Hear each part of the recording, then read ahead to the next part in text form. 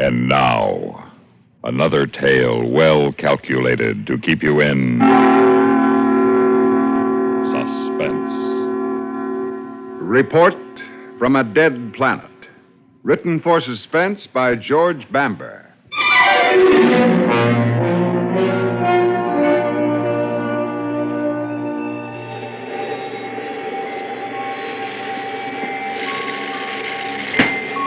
Oh, Dr. Siddons. What are you doing here? Oh, I might well ask you the same thing. Well, I couldn't sleep. I'd close my eyes, and then I'd think, Jeffries, old man, tomorrow you make history. One of the first men to set foot on an inhabitable planet. And then the next thing I'd know, my eyes would pop open, and I'd be staring up in the darkness. So you came up here to have another look at it, huh? How did you know? I'm afraid buck fever isn't restricted to the young. Oh, gosh. It's beautiful, isn't it? Yes, it is. Just look at it. How it hangs out there in space. Motionless. Like a huge ball or a giant pearl. Kind of luminescent, gray. It's rich against the blackness of space. The light of the stars. Red, green, against yellow. Look here on the radar. The land masses show up quite clearly now through the cloud layer. Well, Doctor, it's almost water. Mm-hmm. More than 3/4 of X-37J surface is covered with water. Well, do you think the land will be firm enough to set down on? As dry as the land at home. Attention! At ease. Dr. Siddons, I was just going to send for you. What's up? I don't know. I just got a report from the con that the Van Allen belt for this planet is about 50 times more intense than they anticipated. Oh, well, here, let's see. Yes, I see. The radiation's about 50 times above normal. The ship okay? Oh, yes. Our hull is designed to withstand 100 times that. What do you make of it? Well, I don't know. It's not normal for this large a concentration of radiation to be in the magnetic field around the planet. You mean somebody would have had to put it there? Oh, well, I didn't say that. But it is possible that it was put there to act as a barrier to incoming rocket ships, right? Yes, it is possible. Well, then that means there's life here. No, not necessarily. Of course, we know this planet is capable of supporting life. That's why we're going to explore it. But to jump to the conclusion that it is intelligent life and hostile to our exploration is not only unscientific, it's completely unfounded at this point. But maybe that the intense presence of radiation in the Van Allen belt of this planet might be due to natural causes, ones we hadn't anticipated. But whether there are people down there, such as ourselves, is something we can't possibly say until we've landed. Mm-hmm. Well, I'm going to sensitize the ship's defense system and post orders for the landing party to carry their weapons. Yes, it's a wise precaution. Now, in the meantime, it's 5 hours till touchdown. I suggest you gentlemen get some sleep while you can. I have a feeling you're going to need it once we land.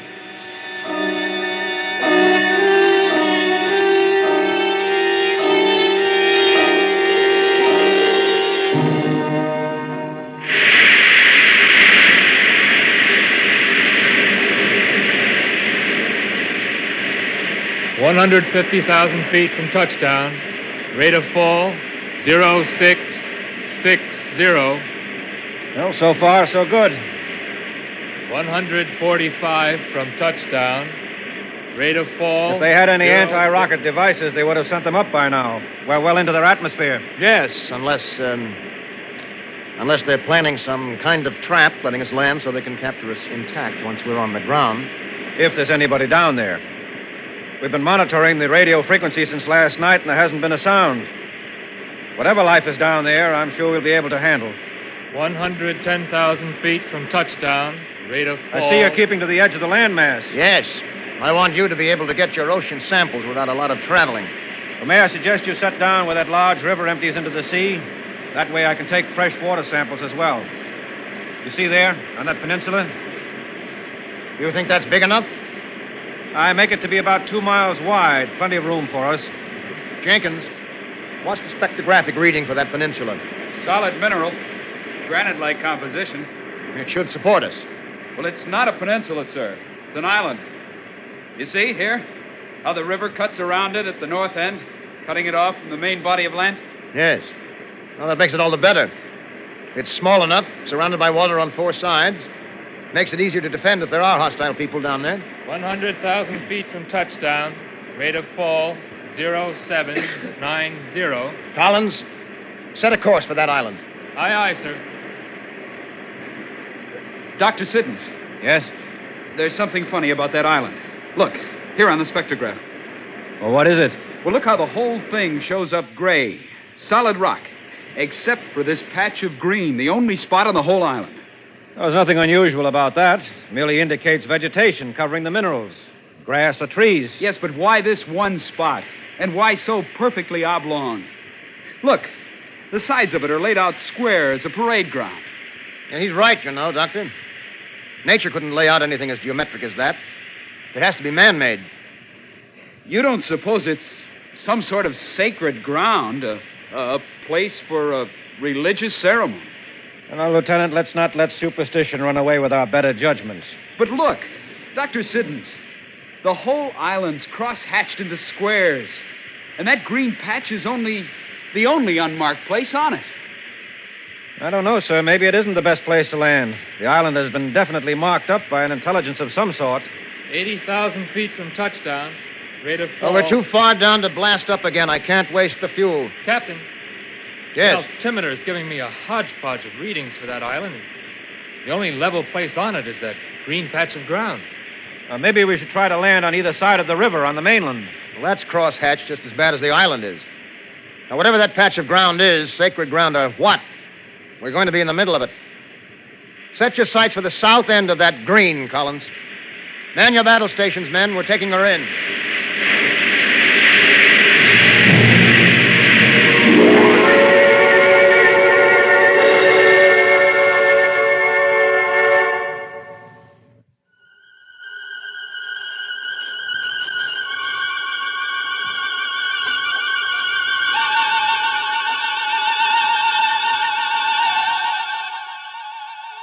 Well, gentlemen, we made it. The New World. Keep your eyes open. You see any movement? No, sir. Ooh. It looks like we've landed in the middle of a huge graveyard. What are they, Dr. Siddons? Monuments? No. They're too big for that. No, I imagine they're dwelling places of some sort. See all those little squares they cut in them? They must be windows. Well, then there's no question that there are creatures on this planet. No. Well, then where is everybody? Yes, that's a very good question. Well, I would say that they were scared away by the roar and blast of our landing rockets. And I would say that they evacuated this place when they saw us coming, and that they're waiting for us to get on the ground where they can attack us. Well, what are we going to do? The only thing we can do. It's obvious they aren't coming to us. We go to them. Let's suit up. Be ready to leave the ship by 0800. And every man carry his assigned weapon.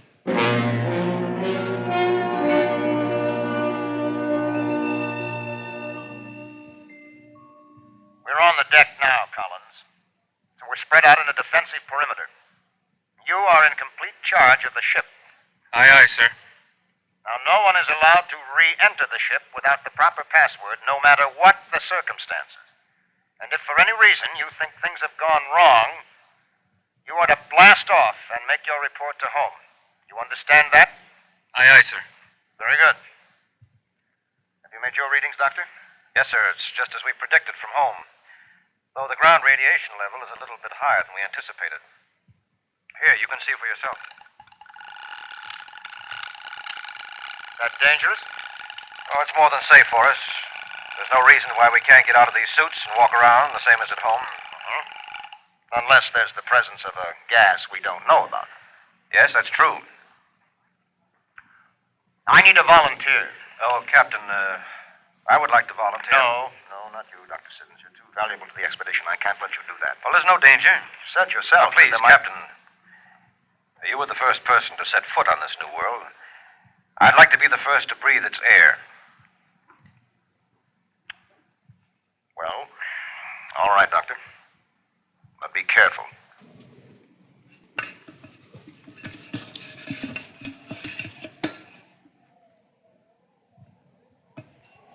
Come on in, boys. The water's fine.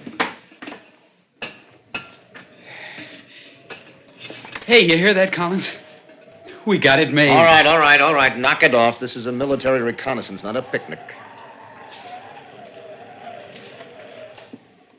Well, there's life on this planet. But until we make contact with it, it's the enemy. Lieutenant Jeffries. Yes, sir. You will take the doctor and 2 men and reconnoiter to the east as far as the river. I'll go as far as the West River. And when you get through, double back here. Yes, sir.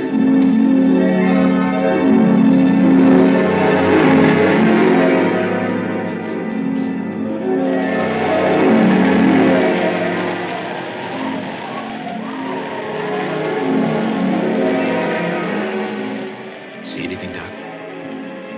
No. Oh, we've been lying here so long, staring at the window so long. I feel like there's a million pair of eyes staring back at us. What do you suppose they look like? I don't know. I haven't any idea. It's weird. Hunting for creatures and you don't know what they look like. Yes. Well, I guess we could lay here forever. Wouldn't do any good. If we're going to find them, we're going to have to get them. Such crude dwellings. They must have lived absolutely one on top of the other. Any volunteers to go with me? I'll go with you. All right. Now, the rest of you stay here.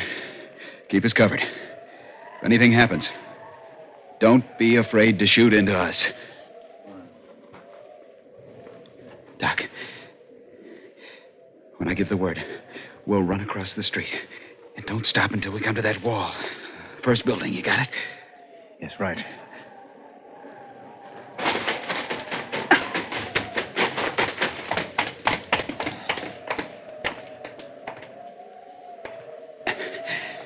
Well, so far, so good.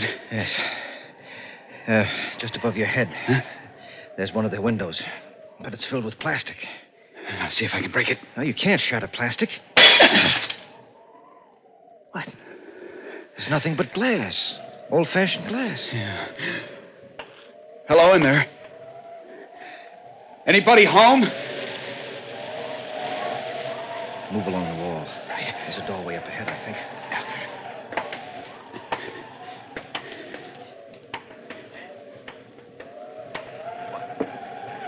It's unlocked. Push it open with your weapon. Carefully. Hello in there. Anybody home? Move in cautiously. And keep your eyes open.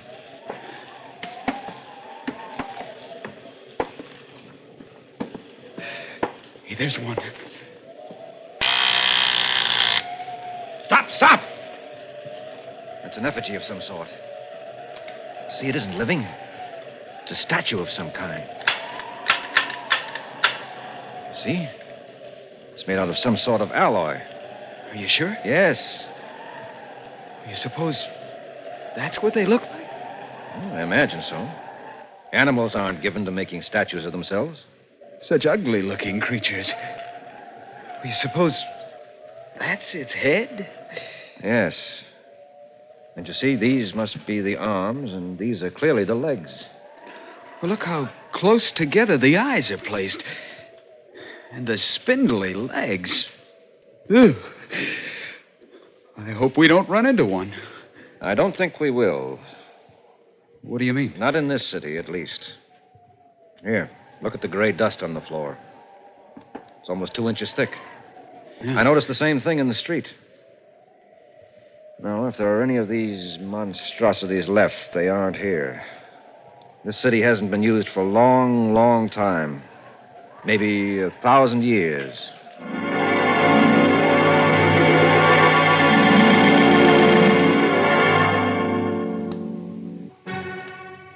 Lieutenant Jeffries reporting, sir. All right, go ahead, Lieutenant. We've completed the 1,000-mile inland reconnaissance as your instructions, sir. And you found? Nothing.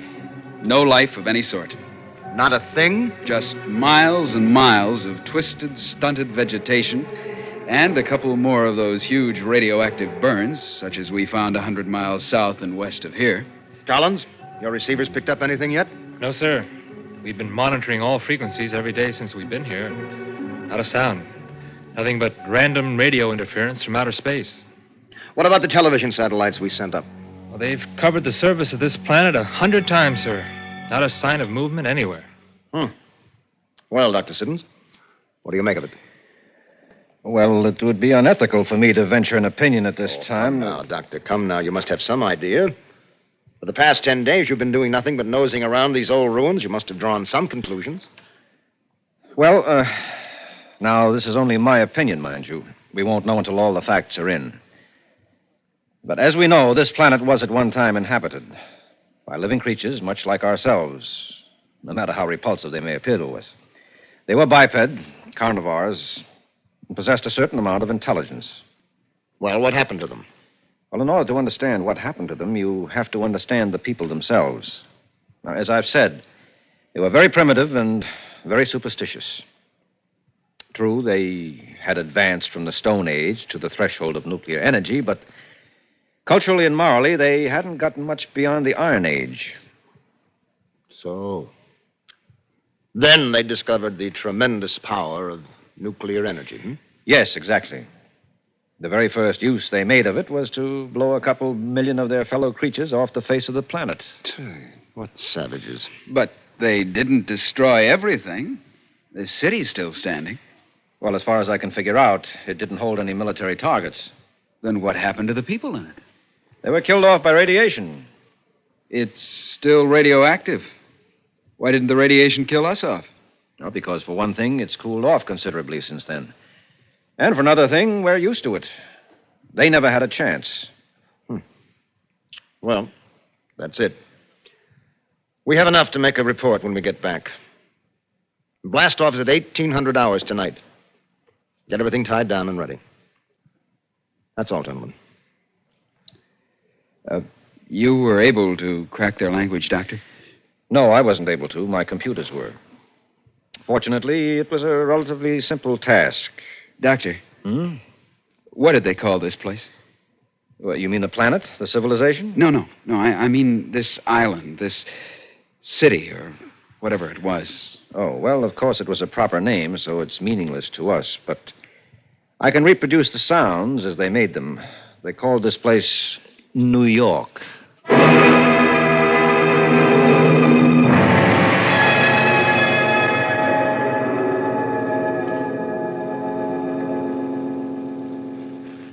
Suspense. You've been listening to Report from a Dead Planet, written for Suspense by George Bamber.